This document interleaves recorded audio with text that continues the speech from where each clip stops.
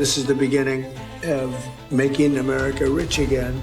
You have a lot of job losses, you'll get lower wages, you'll get higher prices, and you'll get no solution to the problems that these people face. Tariffs are supposed to protect the economy, but what if they do the opposite? The value of the U.S. dollar is falling.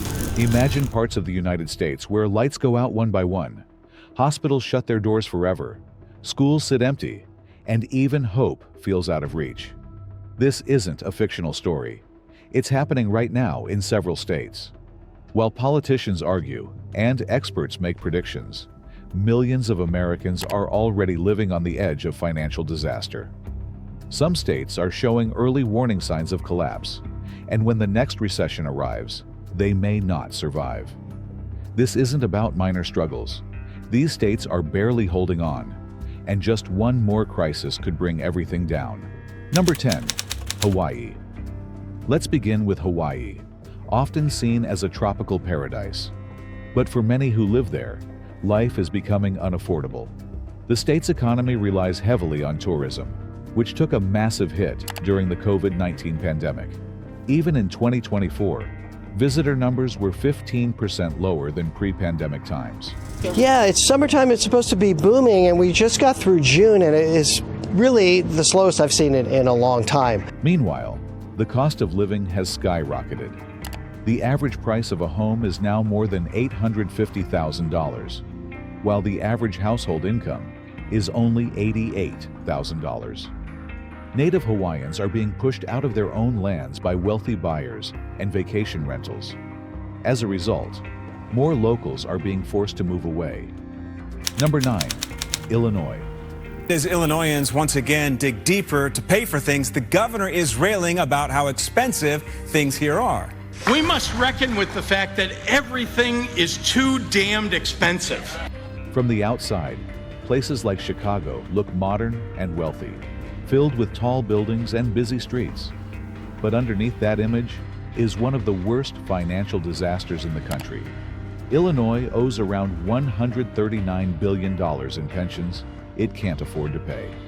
That equals about $11,000 per resident, including infants. The state's credit rating is barely above junk status, and it has been that way for years. In 2024, more than 83,000 people left the state, many of them trying to escape rising taxes and shrinking opportunities. The high cost of living, driven by heavy property taxes, is pushing away the middle class. If a financial crisis hits soon, Illinois won't have time to slowly adapt. Number 8. Louisiana. Louisiana residents, especially in the southeastern part of the state, don't need anyone to tell them there's an insurance crisis. As a citizen, as a business owner in the state of Louisiana, your pocketbook is being squeezed. Coming in at number 8 is Louisiana, a state that's not only sinking into the Gulf of Mexico physically, but also economically. Louisiana depends heavily on oil and gas industries, which go through unpredictable ups and downs. Over 19% of people in Louisiana live in poverty, and the state's roads, bridges, and other infrastructure are crumbling. The American Society of Civil Engineers gave Louisiana a D+ rating for infrastructure, with more than 1,500 bridges marked as unsafe. Natural disasters like hurricanes make everything worse. For example, Hurricane Ida caused over $75 billion in damage. The state doesn't have enough funds to recover from disasters like this. Number 7. Kentucky. Kentucky shows what happens when industries like coal disappear without anything to replace them. A major coal company is shutting down operations in Pike County, leaving nearly 300 Kentuckians without a job. Since 2010, the coal industry has lost over 60% of its jobs. The state ranks among the lowest in income, and in some places, more than 25% of people live in poverty. Healthcare is a serious issue, with 12 rural hospitals closing in recent years, and emergency care often far away. The opioid crisis has devastated communities, and many people have simply given up on looking for work. Young people move away, leaving behind broken towns and lost potential. Number 6. Nevada. Nevada is home to Las Vegas, a city built on entertainment, gambling, and tourism. But this flashy exterior hides deep economic risks. Nearly 30% of all jobs in Nevada are connected to tourism. When travel slows down, so does the entire state's economy.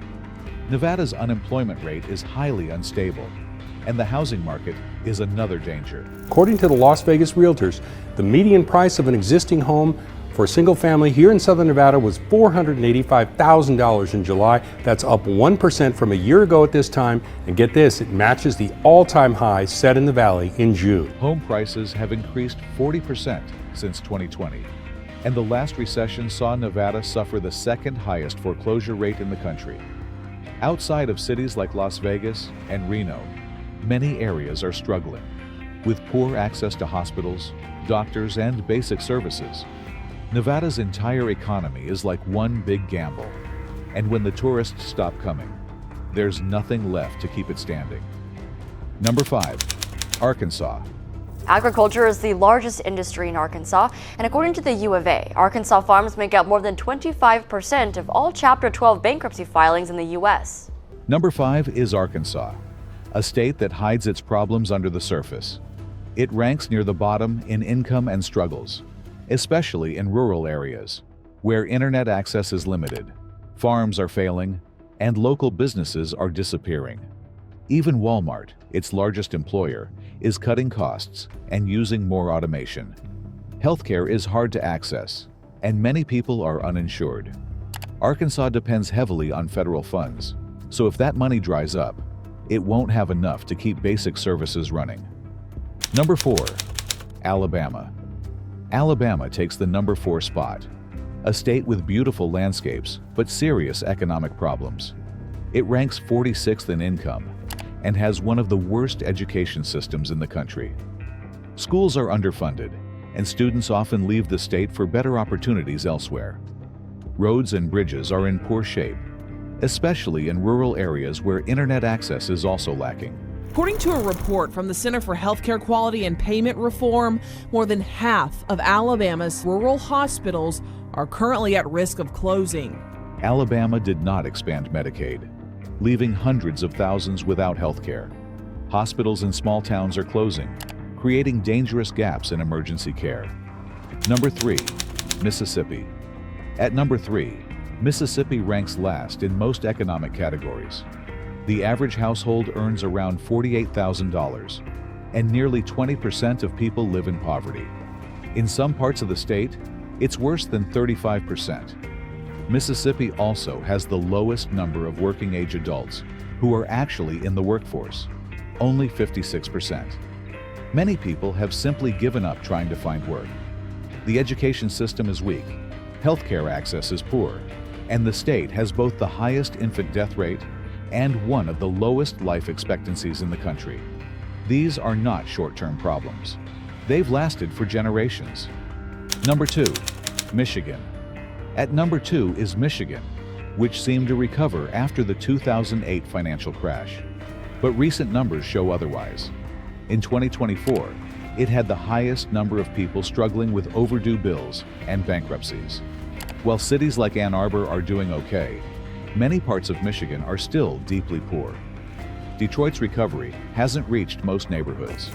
The state still depends heavily on car manufacturing, which is vulnerable to global issues. The president says his goal is to strengthen the country's auto manufacturing industry rather than have it rely on foreign imports. However, these tariffs are expected to increase the average prices of new cars and parts for consumers. It's just going to raise cost.